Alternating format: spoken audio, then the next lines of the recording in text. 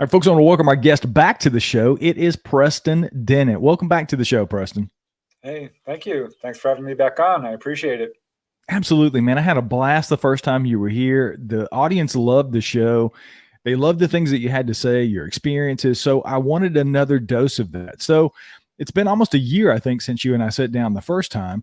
What's been going on? What are you seeing in the UFO community, in the zeitgeist? What's going on out there? What's the latest news that you're picking up on in the UFO community?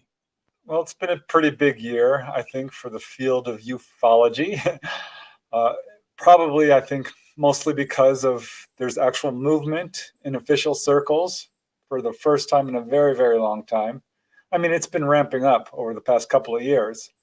But yeah, this year is definitely huge with the congressional hearings, NASA forming an actual study group, this being talked about in Congress, in official circles. This has really never happened before, not to this level, with 60 Minutes actually covering this subject not too long ago. And yeah, it's on the mainstream news. This is really unprecedented. And it's bringing a lot of new people into this field, a lot of new interest in this subject. I'm a member of many, I should say, UFO groups on social media. And they are just growing by leaps and bounds. So this is a real sea change. And it should be interesting to see what comes of it. So for those of us who aren't really familiar with what's going on with Congress and what Congress has been holding hearings on, could you give us the dime store tour of what that looks like and what they've been investigating and looking into?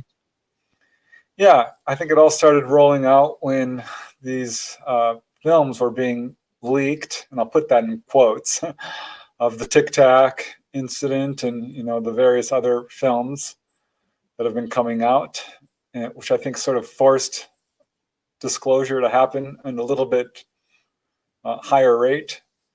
And the Pentagon is actually now discussing UFOs. This year, we had an actual congressional hearing on this subject.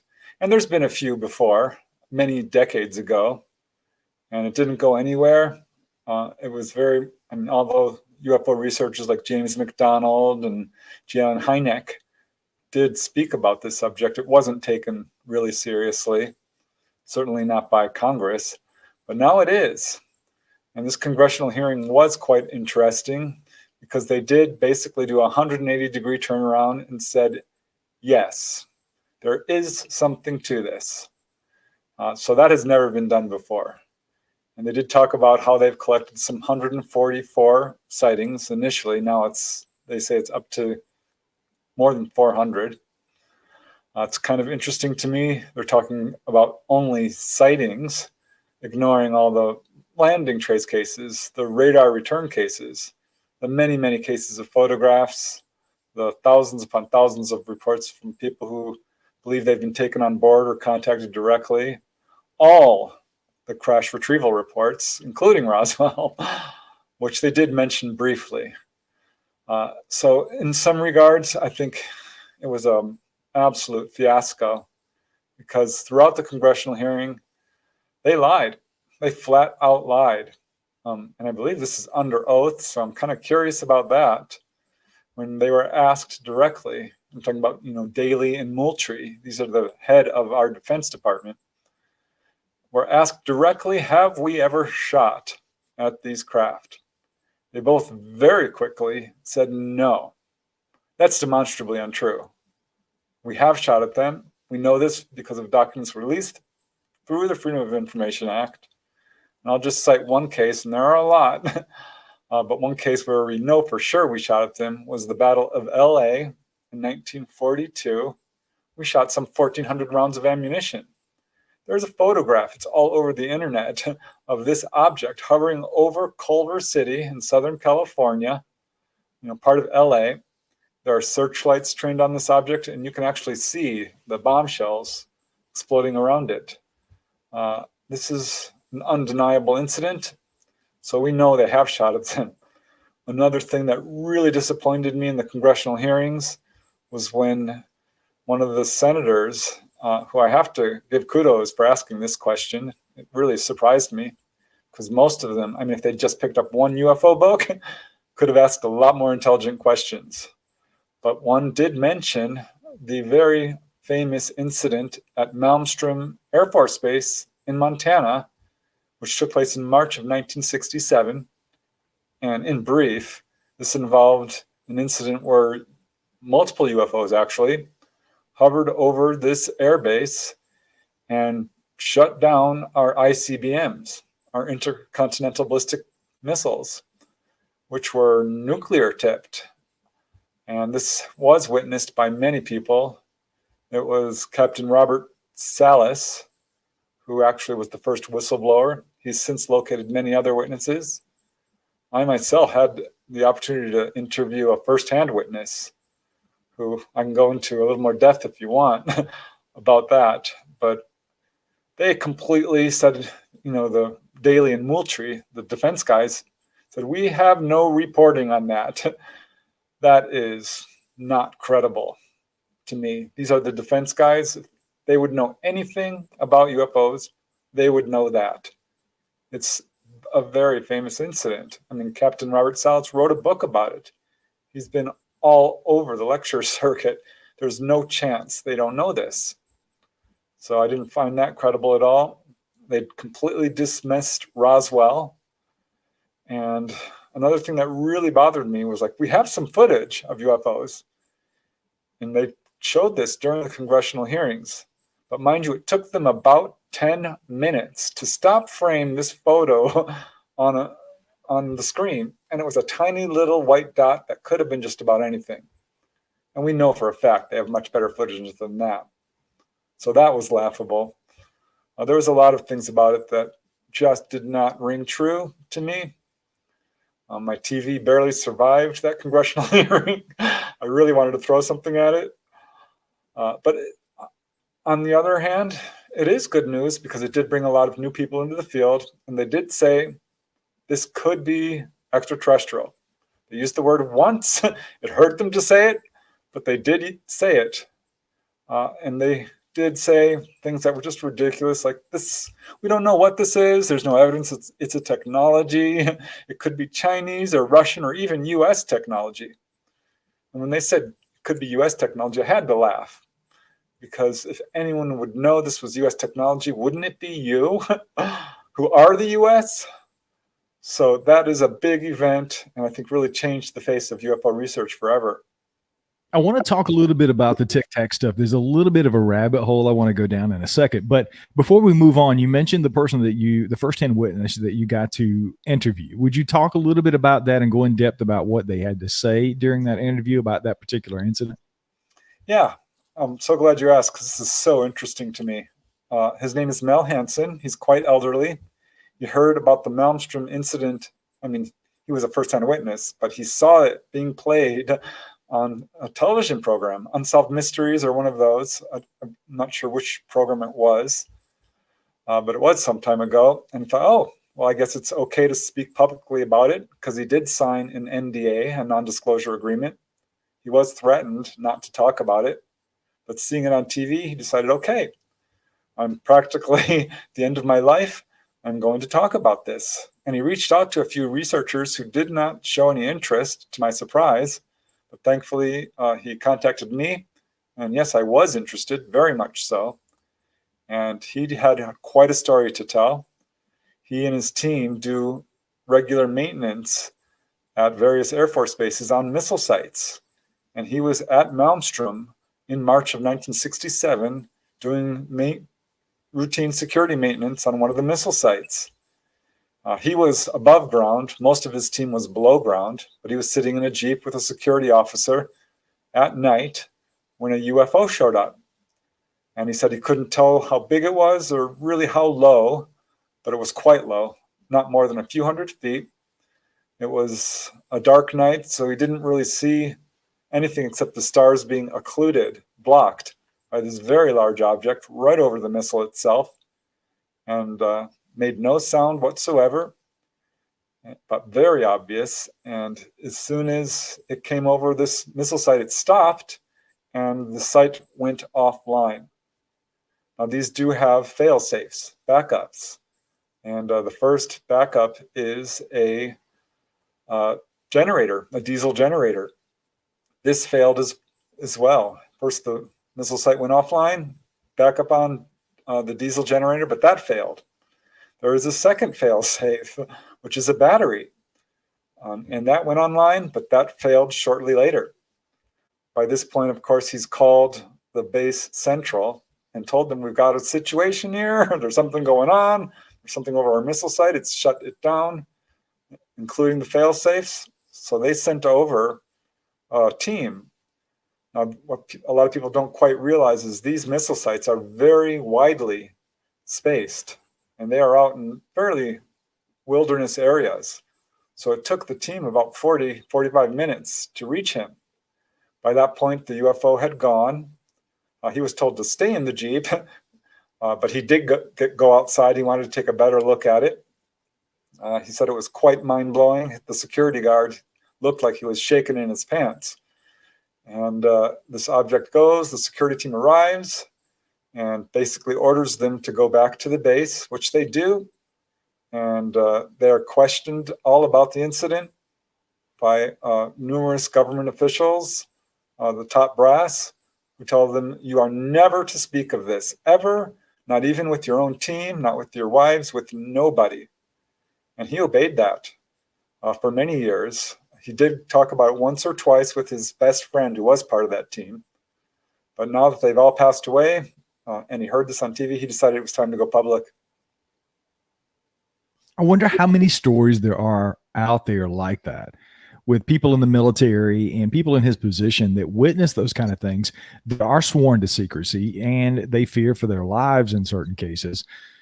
When the military tells you don't talk about something, you just don't do it. So I'm so glad that he was willing to come forward, because I think those firsthand anecdotal accounts are some of the most powerful, in my opinion, evidence that prove the existence of these things.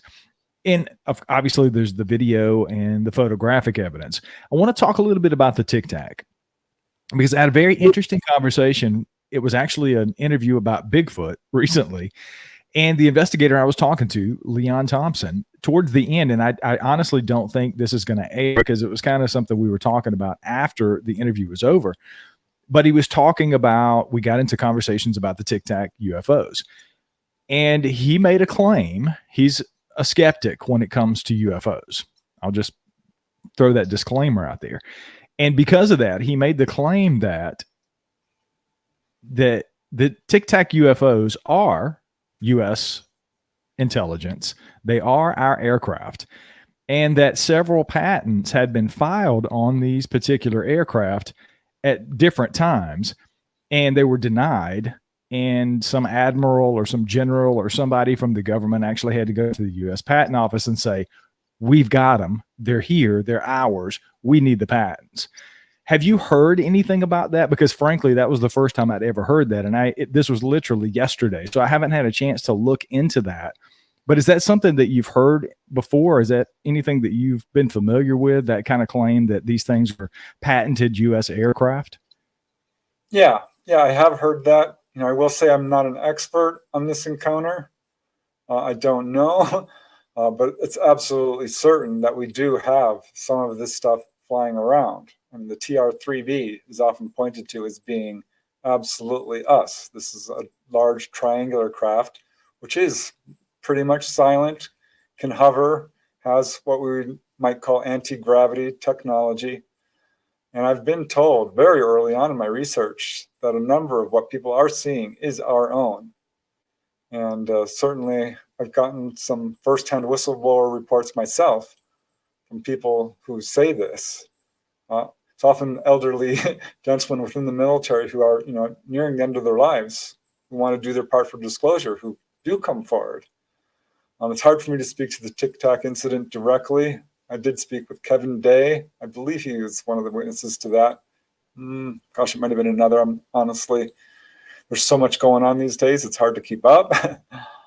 I don't know for sure either way with that, but I will say that, yes, absolutely, we do have some of this technology. And I think often they will fly it, and they're not informing people who are within the military themselves. So it can cause quite an uproar and a lot of confusion. But I don't know specifically with that case. That is not my area of expertise, the Tic Tac incident. But I will say it did take place in an area which I do know has a lot of UFO and USO activity that I'm absolutely convinced is not ours. Because for a number of reasons, activity there reaches back to the 1920s. There's a number of cases where these objects are being chased by military. I've talked to some military witnesses who were there and they said, no, it's not ours. There's far too much activity for this all to be ours. And frankly, some of these things put on displays over areas that are widely visible to large groups of people, which is contrary to how the military would test fly aircraft, secret aircraft. They will not chase cars down the road. I mean, that's against the rules, I would think. Again, not my area of expertise, but yeah, I'm pretty much convinced that not all of them are ours, obviously, but some are. One of the other things that he mentioned during that exchange that we had yesterday was about the Foo Fighters. That's something that's always fascinated me. And I know I've heard you talk about the Foo Fighters in the past. You and I may have even spoken about them when you were on the show before. But I'm sure you probably heard that it was he was claiming it was some sort of German radar experiments, and it caused these ball plasma type events around.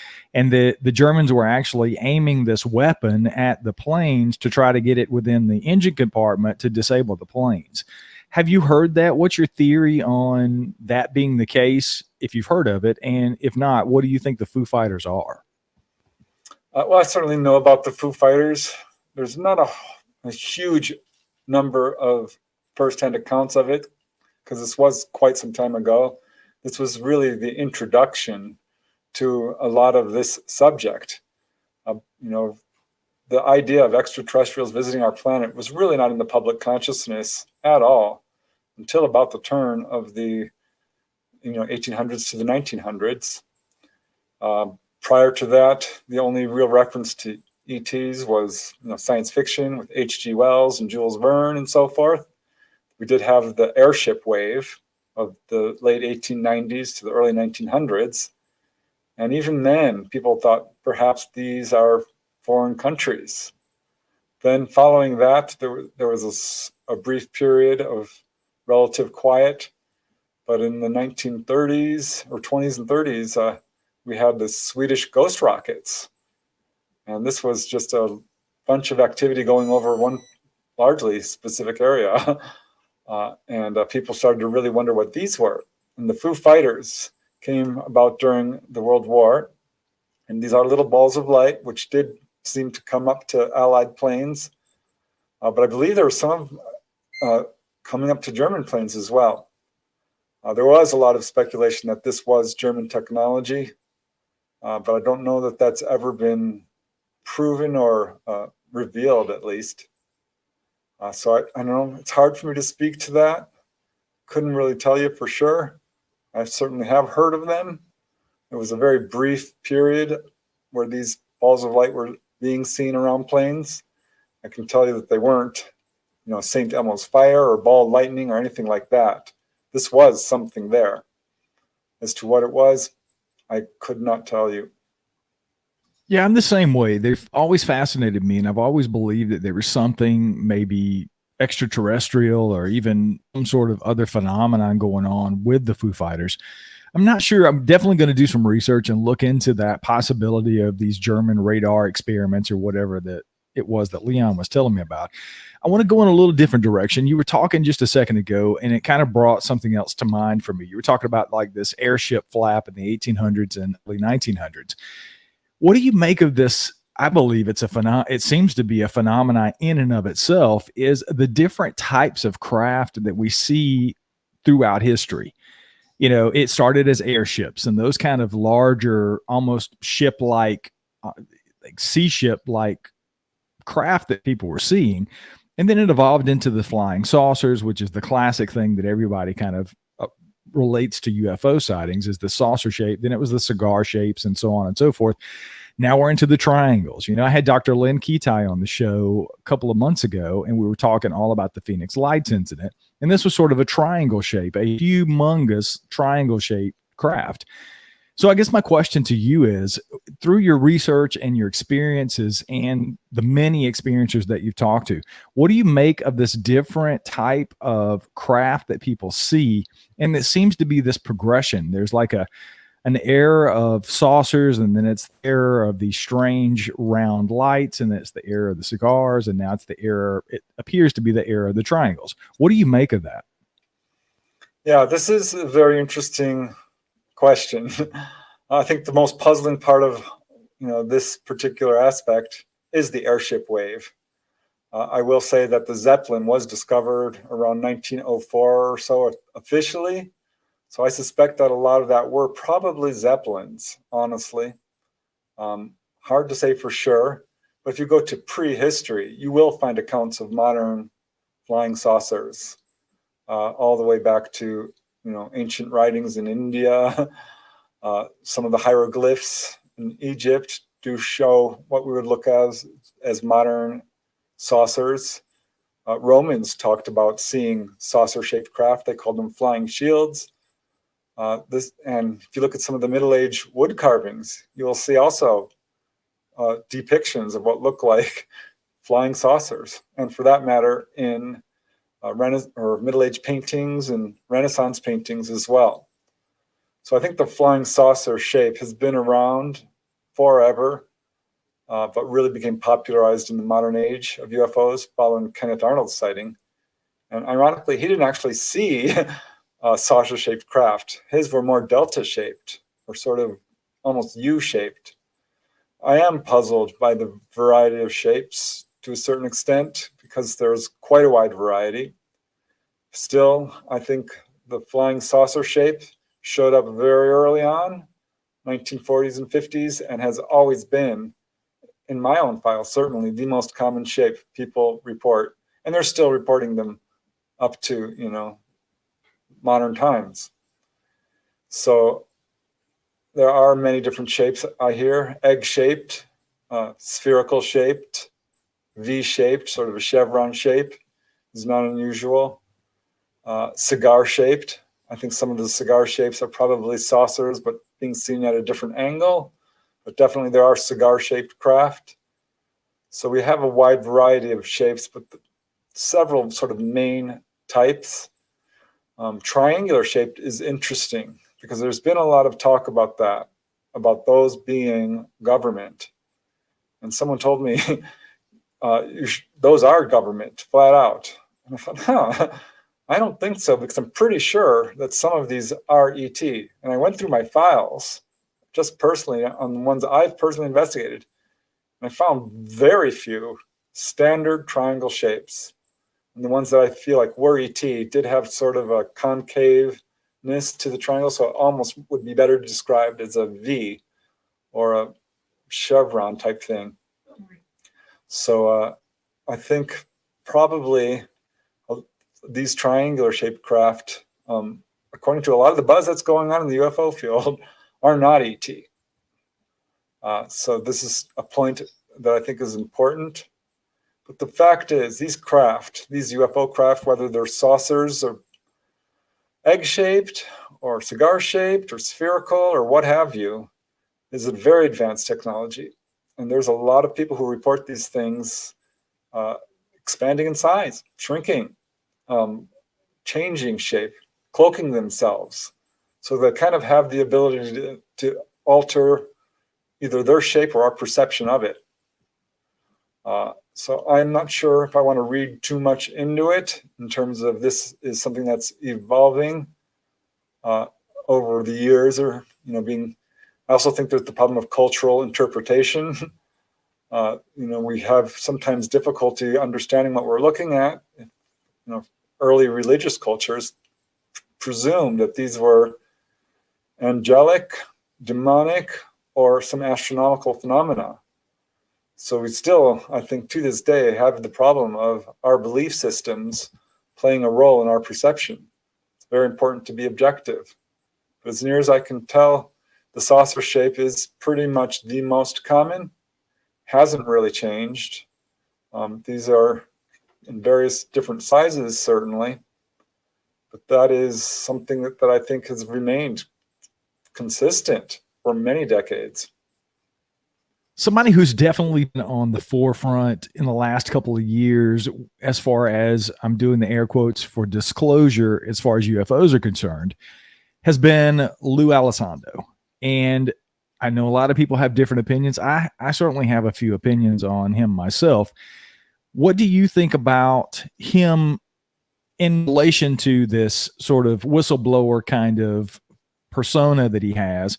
Do you think this guy's on the up and up? Do you think he's really trying to push for disclosure? Or do you think he's just a plant by the government to just sort of muddle the waters and further confuse the masses?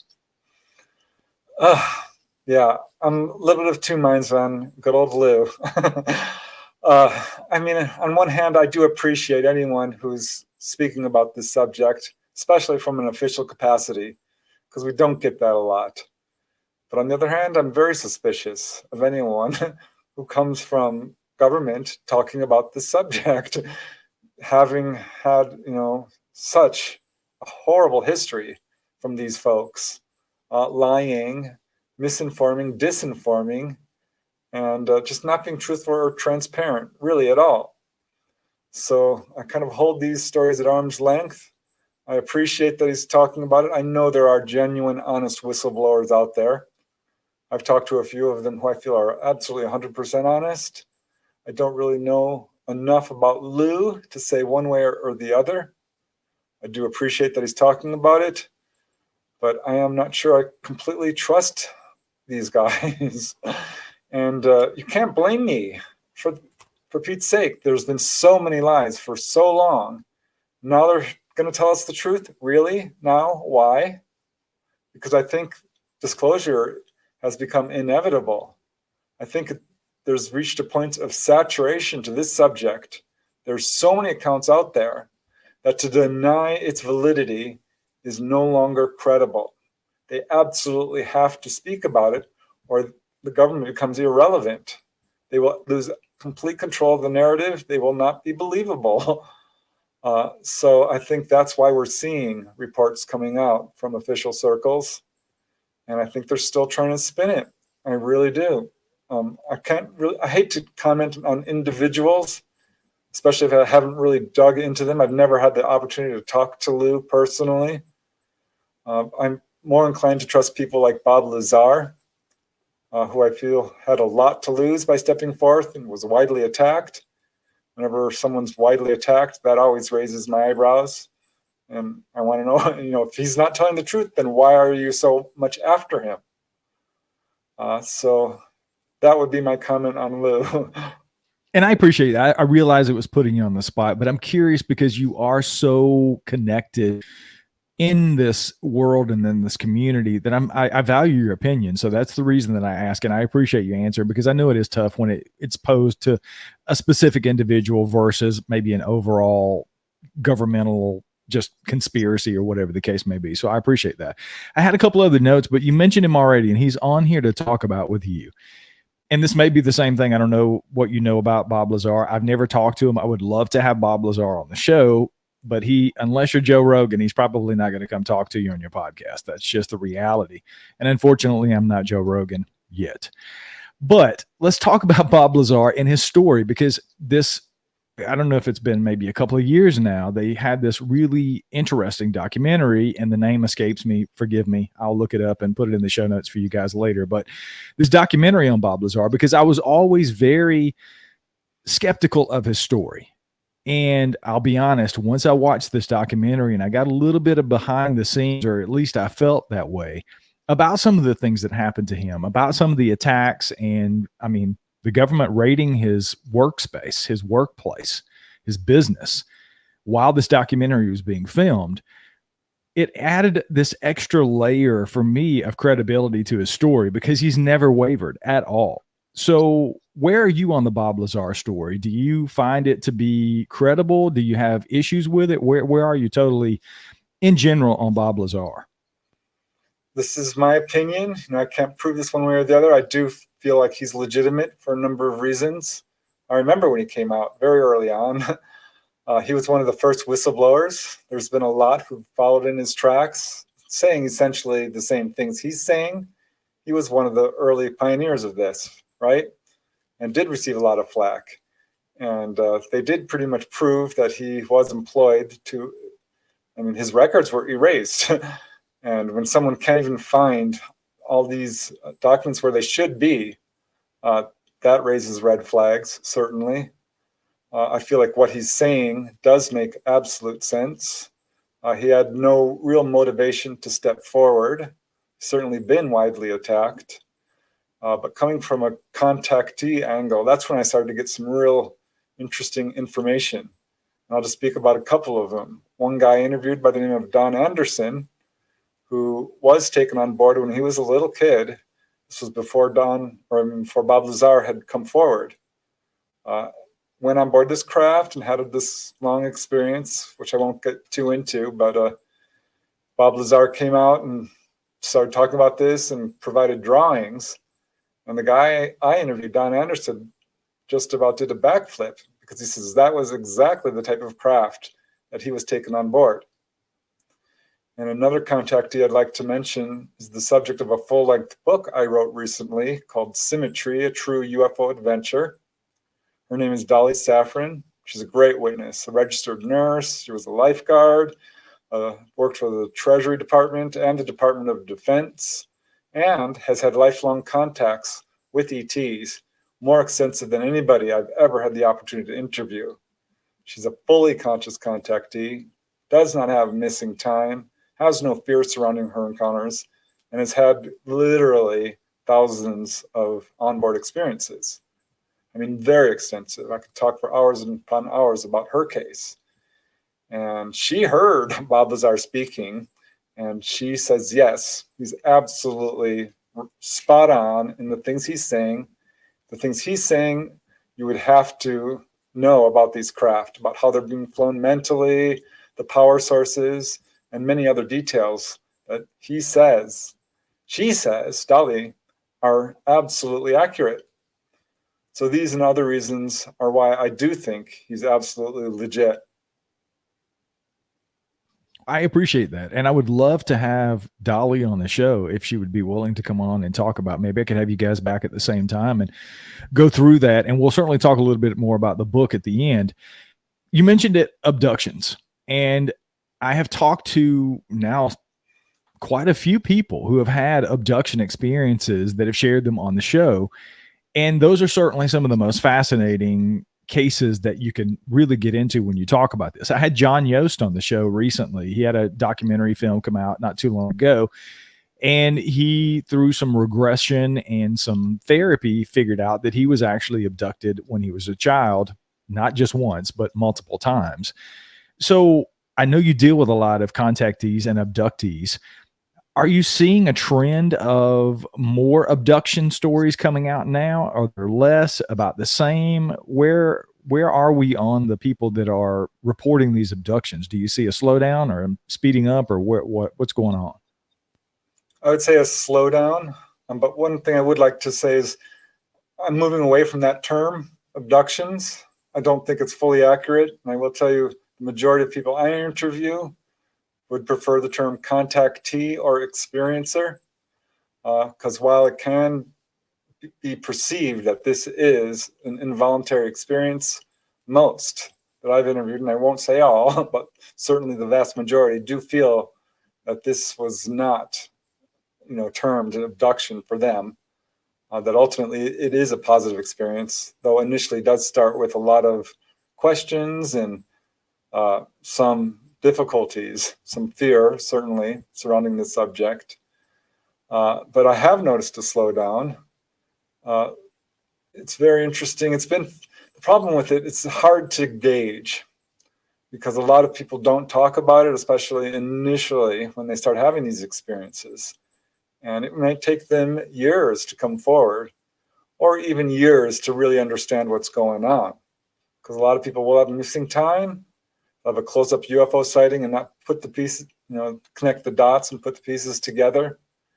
And I would just point to the Whitley Strieber case as being fairly typical as someone who has a lot of fear surrounding his encounters and didn't fully understand that he was having contact his whole life until he was in midlife, really, that he decided, okay, I'm having this experience. So my point is, it takes people a while sometimes to put the pieces together for themselves, and even longer to come forward. So a lot of the people I talk to had their experiences some time ago. Though having talked to so many, this is a phenomena, though I don't really like that word as much anymore. It's an experience that is ongoing throughout a person's life. So you can kind of gauge it as it's going on, because this is something that usually occurs over and over again to a contactee. And it has slowed down to a large degree. I think there may be some reasons for this. Dolly Safran talks about this, and she has stated very plainly that our planet is going through some major situations right now, that our magnetic field is failing, that our sun is burping out CMEs, coronal mass ejections, that our grid is in great danger of going down completely, and that it's just too unstable for UFOs to fly around at this time, and that they've largely left. So this could be the reason why we're seeing a drop of activity, not because of as some researchers have postulated, that the plan is done and they've finished what they're doing with us, this sort of thing. Because I don't think that that's the case. It's hard to gauge levels of UFO activity. I will say that in 2021, yeah, it really spiked. There was a huge amount of activity. And then it did drop drastically. And you can actually see this in the files of MUFON and NUFORC. So there does appear to be a lessening right now, for sure, yeah. So I know this is a very subjective question, and I may have even asked you this before during one of our conversations, but it's something that has really stuck with me from talking to contactees over the course of doing these shows. And it's something that I've always been curious about for people who have had those experiences. I've seen a UFO, but I don't think I've been any closer than, 600 yards or however far away I was from this ship that I saw. What is it about the certain people that are contacted, right? And why is it, do you think these creatures, these ETs, are taking these people? What do you think their plan is? I mean, what is your feeling? Obviously, it's a subjective thing. I don't think anybody really knows, but you've been around this enough. You've talked to enough contactees. You've had enough experiences for yourself. What is it, do you think, that is their plan? Why do they take us? What do they do with us? And what's the end game for them? Yeah. Well, Brian, one thing I will say is if you have sighting within several hundred feet, that's probably contact. When someone has a close-up sighting, that's usually a red flag for me that this person has been contacted, perhaps more than just a simple sighting. The fact that you're doing a podcast and have a deep interest in this is another red flag. So I'll just go there real quick, if you don't mind. And I think it's absolutely. I'm all yours. I think this speaks towards the fact, and I'm going to underline that contact is far more widespread than people realize. I think even within the UFO community. Jalen Hynek certainly realized this, I think, very early on, because he's quoted as saying 1 in 40 people have been taken on board. And when I heard that, which was shortly after I started getting into this subject in the late 1980s, I thought, no way. I know 40 people. That means I know someone who's been taken on board. And that's what got me to ask my family, my friends, my coworkers, everyone I know. And I didn't have to ask 40 people. And I found at least 4 or 5 people who I knew, who I believe were taken on board or had, the signs of it. So first point is this is far more common than people realize. The second point I would make is that contact takes place on different levels to different degrees. One person might just have a sighting. That is contact. Another person might have telepathic messages. That's contact. Another person might be sort of inspired to a degree, where that is telepathy coming at them, but they're not even aware of it. My point is, contact can take all different kinds of forms, even within the dream state. Also, I think people have face-to-face contact and might not even be taken on board. But yeah, there is a certain segment of the population who are what we call contactees, regular contactees, who have repeated onboard experiences. And there's a lot of them. If it's 1 in 40, possibly. The Roper poll did a survey, and they found 1 in 50. So either way, it's millions upon millions. So I started looking at the cases I have of people who are what I would call full-out contactees.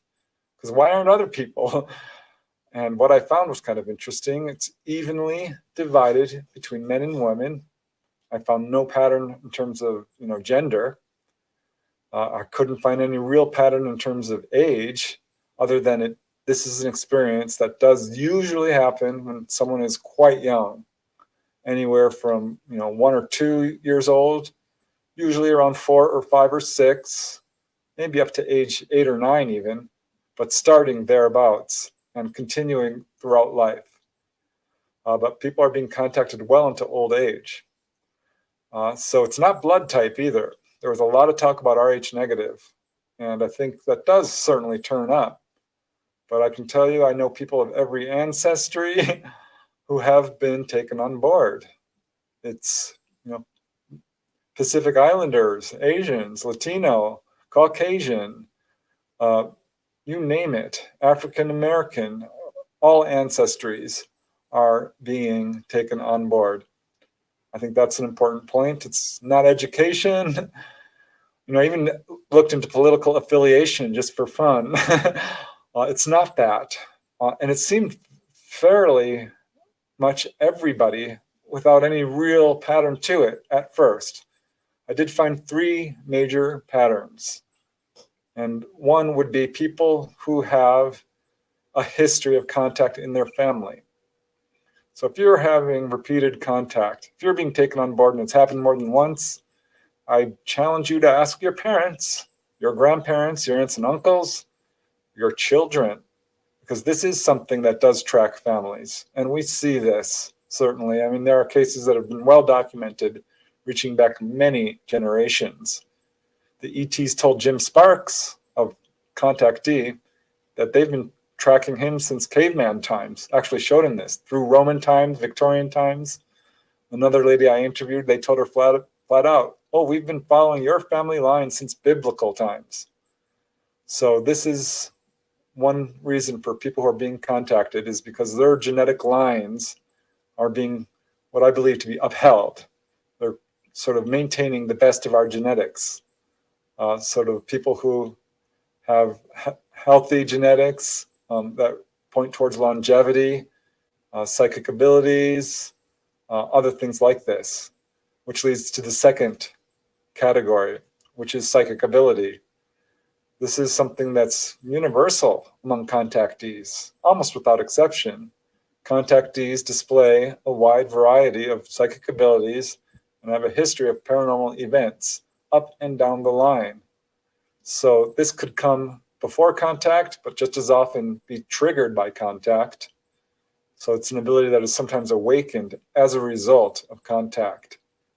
And by psychic abilities, which is not a word I like, I think this is something we all have, or certainly the potential to. But people who display telepathy, levitation, psychokinesis, astral travel, past life recall, healing abilities, clairvoyance, precognition, all of these things, mediumship, channeling, psychic reading, these are part and parcel of UFO contact. And if you didn't have them before contact, dollars to donuts, you had them after. And I've talked to a few contactees who were given messages by the ETs, which said basically, almost the same words actually, "This is our gift to you for having worked with us." So I think that is a pattern that is quite prominent. And another pattern, just The third one that I noticed, which is a little bit of a looser pattern, but definitely turns up, I noticed when I started cataloging UFO healing cases. And these are, instances where people have been taken on board and healed. And this speaks towards the ET agenda, actually, which you were asking about, which I think we've got a pretty good handle on. And healing is absolutely one of them. I think that's largely the purpose for onboard experiences. But when I was looking at the cases of people who've been healed, I'm like, well, why this person and not that person? Again, it was evenly divided between men and women. And I got a real bell ringer when I was interviewing this lady from Norway who told me that Greys came into her bedroom one day, scared the heck out of her, flipping her around like a rag doll in her bed, placing this instrument on her back. She could feel energy pulsing through her body, and they filed out through the wall and were gone. It was just a minutes-long experience. So I'm interviewing her and asking her, what happened? She says, well, they healed my back. I had chronic back pain from an injury. I'm like, oh, have you a history of encounters? She said, no.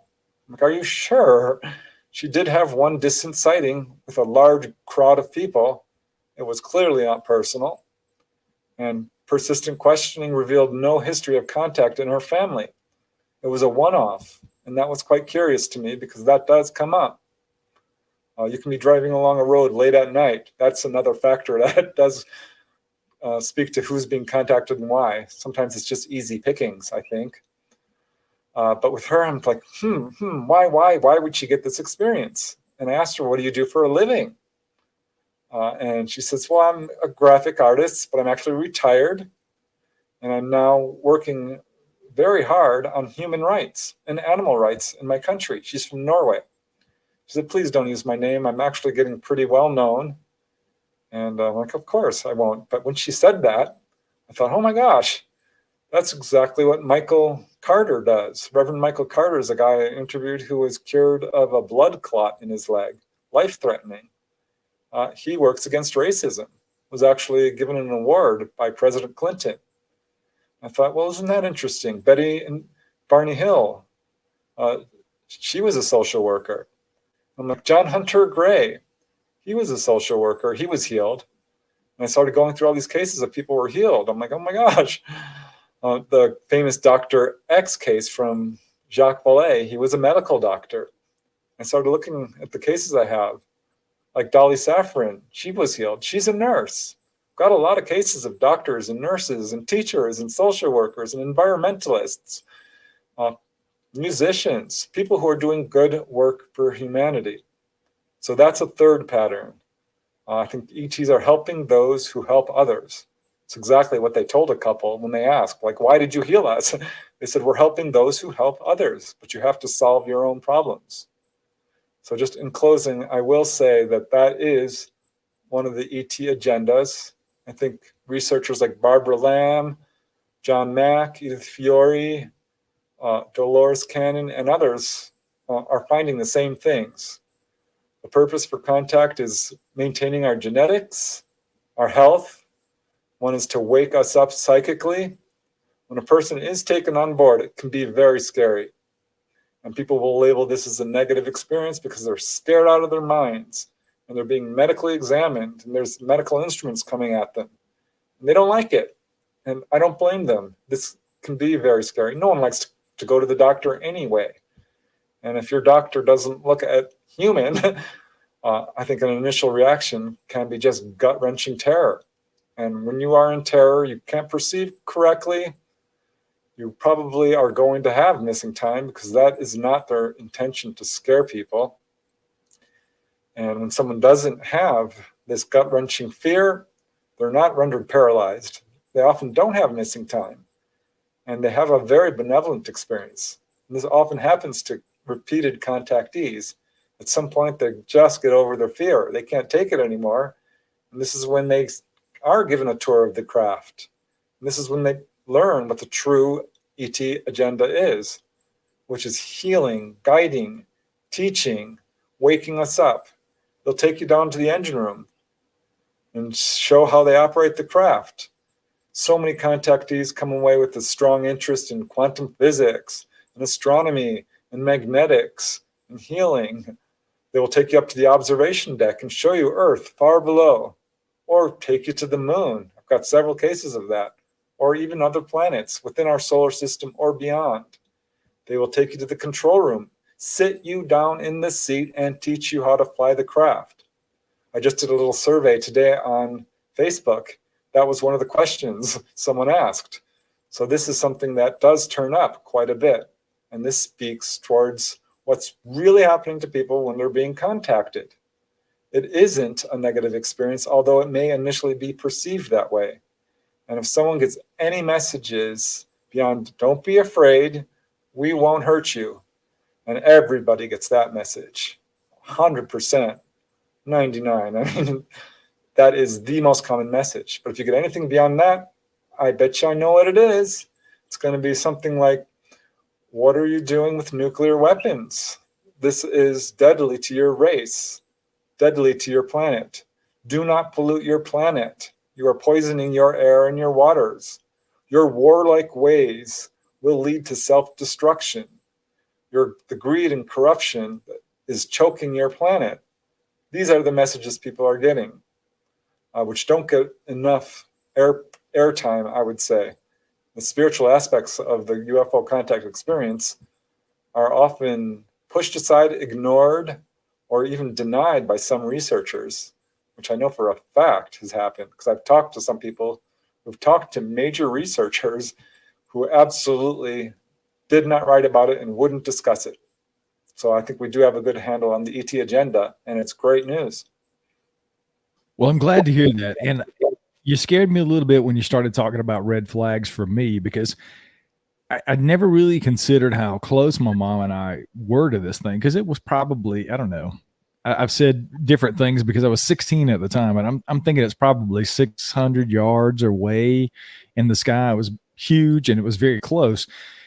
And looking back, you know, there's things that have happened in my childhood. I don't really have ever considered myself having any type of psychic gifts or anything outside of maybe a enhanced intuition. I was a police officer, and I would always listen to my spidey sense, is what I call it, when something wasn't right, you know, and typically it would turn out to be there's a gun in the car or something, you know, but I think that's more nature versus anything supernatural or any type of phenomenon. But there was one incident way before I had anything to do with actually seeing a UFO that my mom and I talked about recently. So, and I've never shared it before with anybody outside my mom. So this is really a first. I've had a lot of deja vu incidents, and I have those to this day. And I don't know, I'm sure there's some sort of plain science based explanation for deja vu. I've probably read it somewhere and forgotten about it. But my deja vu tends to be long incidents, longer than I would expect them to be. And it started really one particular incident I will never forget when I was a child. I was maybe 10, 12 years old. My mom and I had to go to this store where she had to pay a bill. We had some furniture or something, and she was buying it weekly or monthly or however that worked. And she was going in to pay the bill. And I normally go in every time she would do this, but I chose to stay in the car.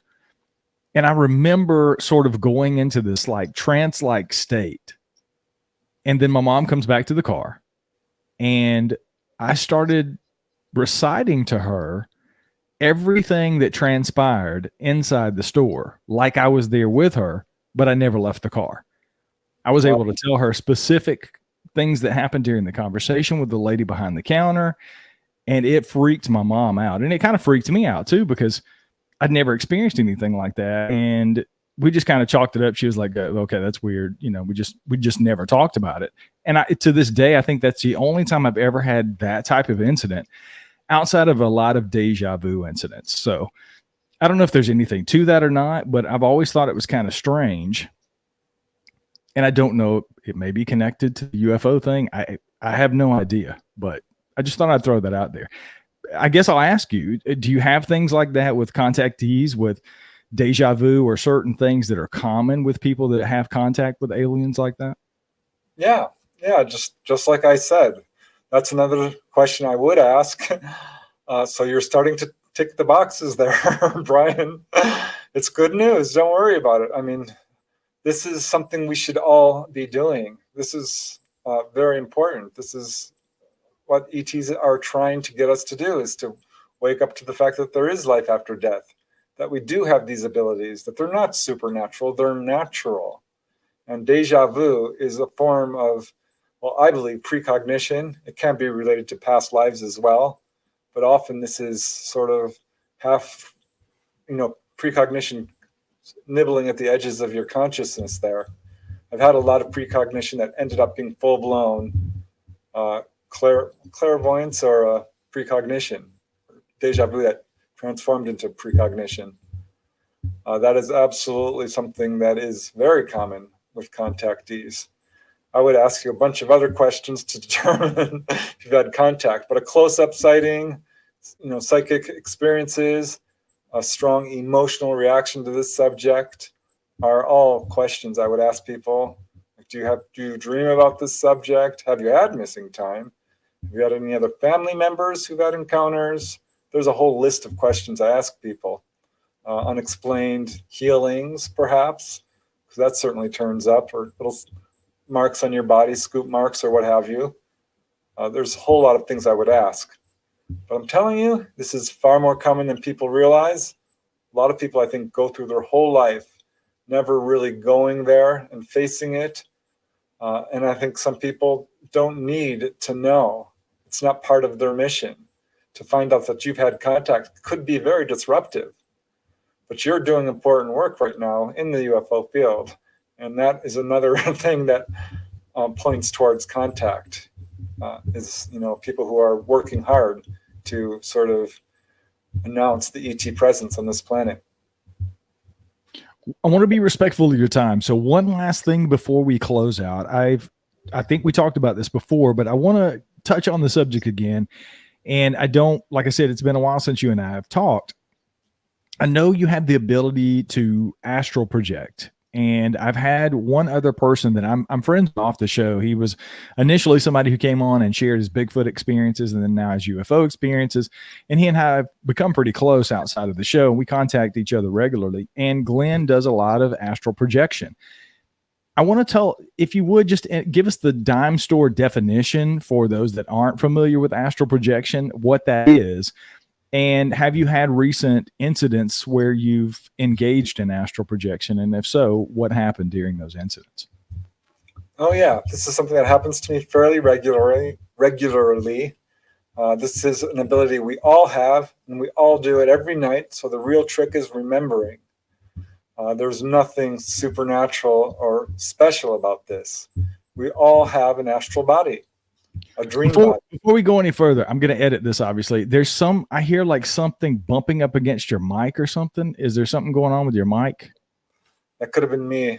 I get excited when I talk about astral projections. Okay, and I didn't want that to be going on during the background because I really want to concentrate on this as well. So I'll edit all this stuff out. So you just pick up right where we were and we'll go from there. Yeah, I do have astral projection experiences fairly regularly. We all do. This is a natural talent. This is something that happens to everybody every night. The real trick is just remembering it.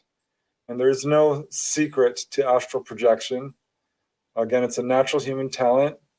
And it's really, we have an astral body, a dream body. It goes by different names, the occult body, the desire body. The fact is we have multiple interdimensional bodies. It's not just the astral body, but the causal body, the Buddhic body, the etheric body. But not to complicate the issue, let's just, for simplicity's sake, call it the astral body, which is what we inhabit when we go to the other side. And the astral body doesn't age. It's got all kinds of abilities. It can levitate. It can walk through walls. It can do all kinds of things. And when we go to sleep at night, a lot of the half-remembered flying dreams, perhaps, or very lucid dreams, are half-remembered out-of-body experiences. And really, an out-of-body experience can be very easily achieved through a process of meditation, physical relaxation, mental relaxation, and various affirmations and visualizations. There's a lot of literature on this out there. I have written a book on this myself. I'm going to write another. This is something I started experiencing when I got involved in this UFO field and started having my own encounters, which I don't think is coincidence. This is absolutely a part of the contact experience. Contactees often have these out-of-body experiences, which is why I started studying the paranormal in depth. And yeah, I have them regularly. I'd say the most recent one that was really cool, very profound and poignant for me, because my nephew passed away this year. It was quite sad in April, and very devastating, as you might imagine. Though every time someone dies, I know that at some point I'm going to go out of body and see them. This sometimes, usually I would say, takes a couple of weeks, a couple of months, in a few cases, years. I mean, it took me years to see my dad for whatever reason. But my nephew, James, the day he died, I got the phone call and I was torn up, of course, real devastated. But that night, I had a full-blown out-of-body experience. I went down this tunnel that is you often hear near-death experiencers talk about, kind of tunnel of light. Saw a light at the end, very bright and very kind of divine feeling. I'm like, wow. Every time I have one, it's like the first time. It's so damn exciting. I cannot tell you how much fun it is. It's awesome. And I reached the end of this tunnel, and I was passing other people who were in it, who I'm pretty sure were deceased. And I got into this giant room, which was well lit, and I knew instantly these were all the people who had just recently passed away. There was a lady there who was a greeter, kind of like at a department store, if you will. She was just a sweet lady with dark hair, dark eyes. She smiled at me, and I'm like, hi, my name's Preston. I don't know if you can help me or not, but I'm looking for my nephew. His name is James. And she smiled widely at me and said, yes, I can help you. Turn around. He's right behind you. So he was waiting for me, clearly. And I turned around, and there he was. I've forgotten how tall James was. He's like 6'2" or 3. I'd forgotten that. I hadn't seen him in a few years. He lived in Illinois, so far away from where I lived. At any rate, he was glowing like people do when they're on the other side. They look good. He died in around age 40 or so. He looked much younger. His chest was thrust out. He was glowing, literally glowing, smiling from ear to ear. And I'm like, I just grabbed his hands. I'm like, James, I love you. And he said, I love you too. And I said, how are you doing? And he says, you know what, Preston, I'm actually doing really good. I am just fine. And the love, that you feel on the other side is really almost overwhelming. So I was having a little trouble maintaining it because it was such a powerful experience. I mean, it really was. And I wanted to ask him all these questions about, what it's like for him and so forth. But he starts asking me questions. Or actually, he said something like, I'm really proud of you, Preston. I saw that YouTube video you did recently, the one with the yellow and blue UFO. And I'm like, ooh, I knew instantly what he was talking about. He says, Preston, don't stop doing this. You're doing really important work. You don't know, but it's really important work, and you're doing great. And so that was overwhelming to me and kind of pulled me. You have really strong emotion. It can pull you back. And it did, unfortunately. So it was a relatively brief experience, but pretty recent. So, I have them fairly regularly. I've had some since then, but that was a really powerful one. I think we could do an entire show probably on astral projection, which may not be a bad idea in the future. We'll have to get you back and do that. You are definitely, you mentioned it a little while earlier. You probably, ever since you came on the show, I'm sure you don't have time to listen to all the shows because you are a very busy man and you've written umpteen books, but you're one of my most quoted guests on the show. I say your name all the time because you taught me there is no such thing as coincidence. Everything is connected. And I say, as Preston Dennett would say, Brian, everything is connected. So your spirit is always on the show with us, whether you realize it or not. And I appreciate you sharing that. I know that was a very personal experience. some of the astral projection experiences you have aren't so personal. So I really appreciate you sharing that for sure. Let's talk a little bit about the new book. You've mentioned it a couple of times, and I know you mentioned Dolly, but give us sort of the dime store tour of the new book and where people can find it. And I'll certainly link to all that in the show notes so they can go and pick it up. But just give us a little bit, without giving away the gist of it, give us an idea of what they can expect when they pick up the book. Yeah, well, I put 2 new books out this year. One is called Symmetry, A True UFO Adventure, which is about the experiences of Dolly Saffron. And yeah, you have to have her on. She will blow your mind. I'm sure she'd be delighted to talk to you. And that would take me hours upon hours to go through her book. But in a very short sentence, she's a fully conscious contactee who's had lifelong contacts, lots of healing things, has been on board where other people are taken on board and healed, was trained to fly the craft, has been to other planets. I mean, her story is literally out of this world. She's got multiple independent witnesses to corroborate her story, medical evidence, incredible photographic proof. So I will just leave that there and save the rest for perhaps next time. And the other book that I just put out, literally less than a month ago, I think, is called Not From Here, Volume 4, part of a series of cases involving the less known aspects of contact that show bizarre patterns, unusual cases that other researchers don't like to talk about.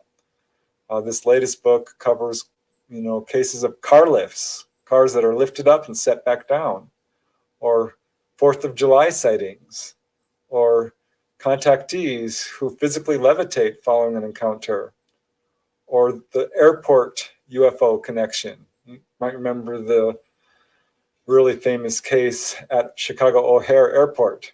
That's not unique. There are many, and not only sightings, but landings and humanoids being seen. UFOs over dams, same thing. They're landing. Humanoids are coming out. So yeah, I covered a bunch of different aspects of UFO cases that you don't hear a lot about. Where's the best place for people to pick up the books? Well, you can get them pretty much anywhere. Certainly, I hope so. I do have a website, which you can purchase the book through. The website is just my name. If you punch it in, it should take you there, prestondennett.weebly.com.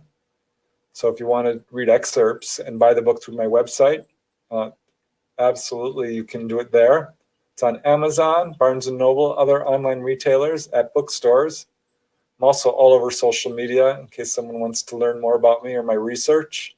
Facebook, Instagram, Twitter, and of course, YouTube. I have a channel there, which I'm putting on my research. And I want to thank you, Brian, for having me on the show. I love doing shows like yours. You're awesome. So I really appreciate the opportunity.